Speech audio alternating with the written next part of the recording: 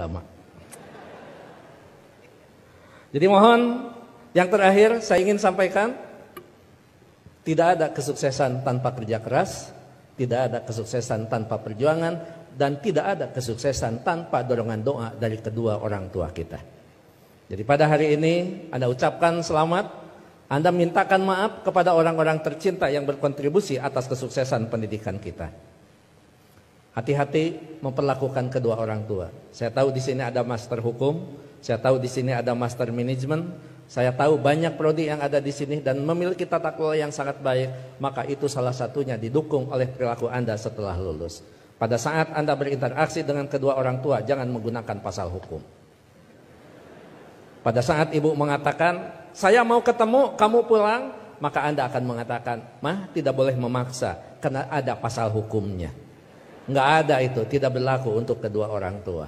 Pada saat Anda diminta membantu kedua orang tua, Anda jangan menggunakan manajemen yang efektif. Tidak ada manajemen dalam hubungan dengan orang tua, kecuali penghargaan, penghormatan, dan tempatkan dia sebagai di tempat yang paling sempurna sebagai kedua orang tua kita.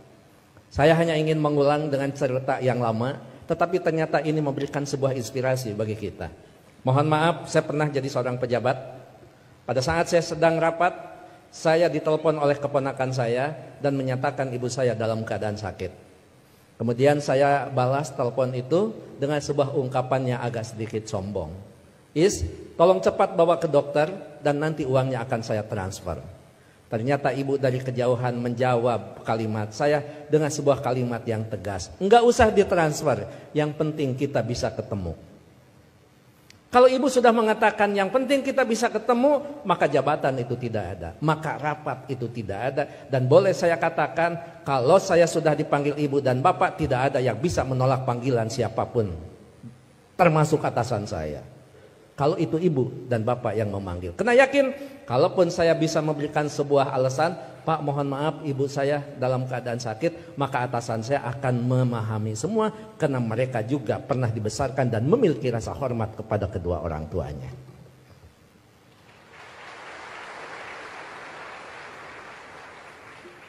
Pukul 8:30 malam saya pulang, dan saya sama seperti Anda, mungkin saya lebih kampung daripada Anda yang hari ini di wisuda.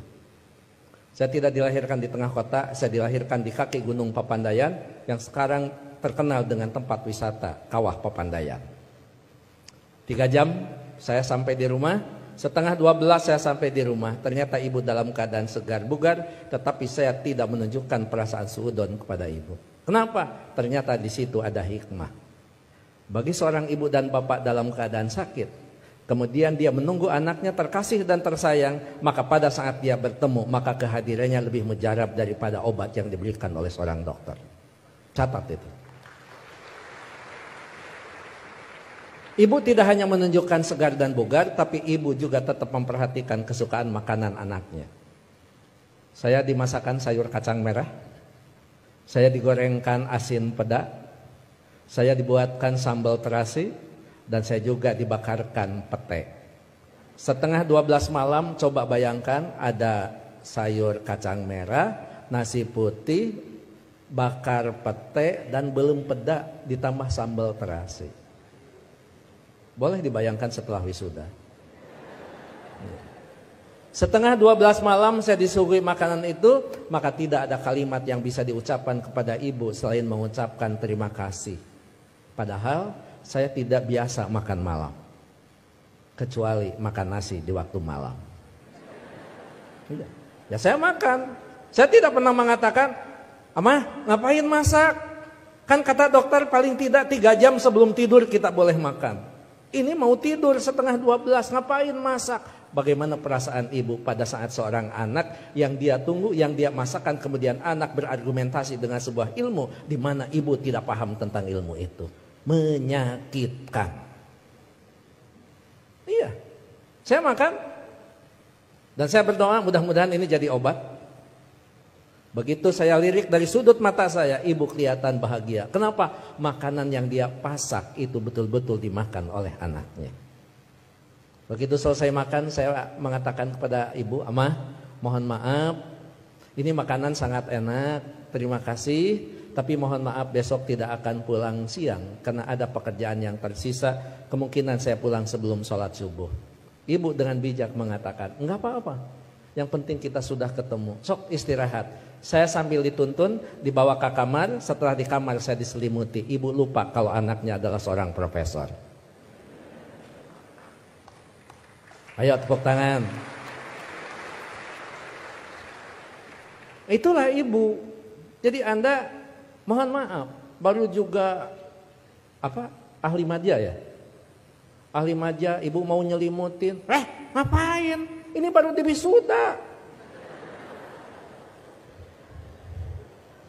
Ada yang lebih tinggi lagi. Masa mah disimutin? Ini tekan sarjana. Nggak ada di depan orang tua itu. Jangankan ahli madya, sarjana, master, doktor, seorang profesor di hadapan ibu, di hadapan bapak, tetap kita adalah seorang anak yang perlu menghormati mereka.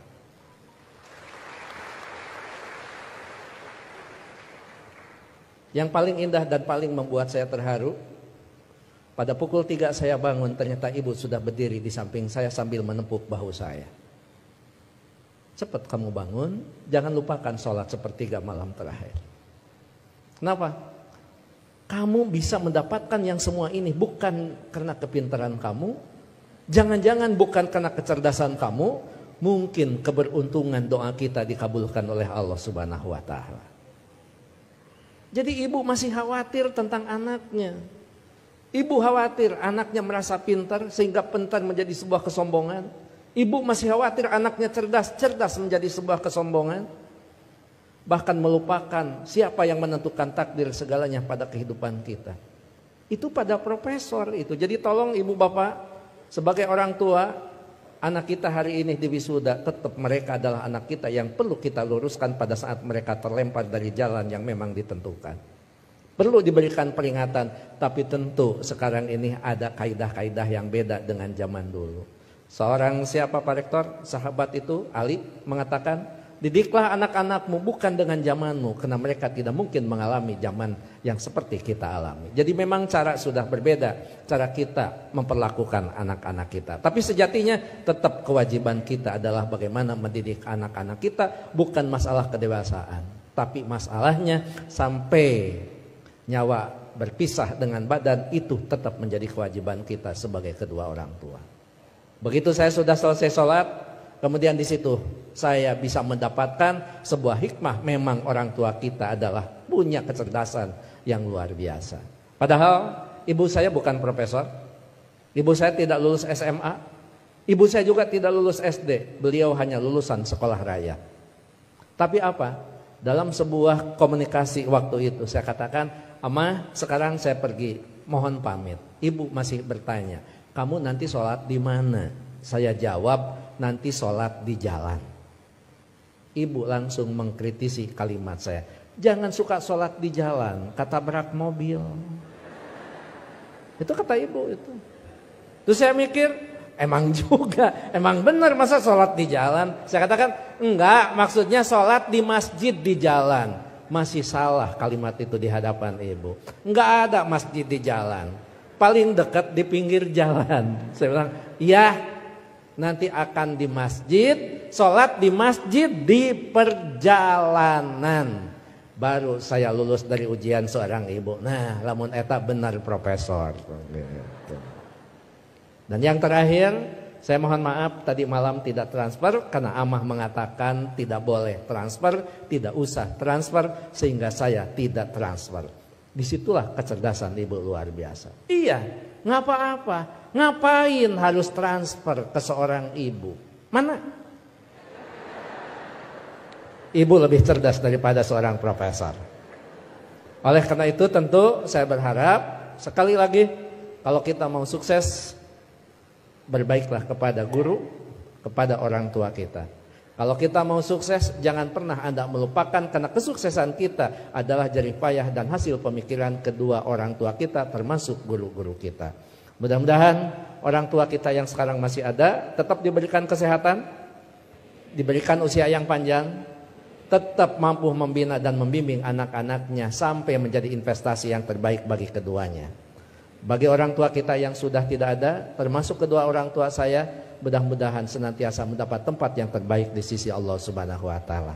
Amin. Saya pikir itu Pak Rektor, Pak Ketua Yayasan, hadirin Sivitas Akademika Unpam yang saya hormati. Mohon maaf kalau sambutan saya agak sedikit panjang karena saya tadi mengimbangi Pak Rektor sangat panjang, kemudian Pak Ketua Yayasan sangat pendek, maka saya setengah panjang dan setengah pendek. Mohon maaf tidak bisa mengikuti wisuda sampai akhir karena saya harus mengejar waktu ke Tasikmalaya Pak Rektor. Apapun tadi yang dibicarakan oleh Pak Warek sudah dibicarakan dengan Pak Warek dan Pak Ketua Yayasan. Begitu juga kepada Pak Direktur, saya mohon pamit. Anggap saja kalau di Kementerian Agama kan tidak aneh, anggap saja saya penghulu. Penghulu biasanya kalau sudah menikahkan ijab qabul dinyatakan sah, penghulu biasanya pamit diri dan tidak perlu menunggu sampai resepsi. Terakhir, saya tidak akan membacakan pantun, tapi ini ulangan dari wisuda bulan kemarin karena setiap bulan Unpam wisuda, bahkan Unpam setiap wisudanya juga tidak bisa diganggu karena hari Minggu. Jadi saya tidak bisa menolak undangan Unpam. Gitu. Anda hanya tahu saja yang wisudawan wisudawati. Saya ini mantan aura kasih. Sekian dan terima kasih. Assalamualaikum warahmatullahi wabarakatuh.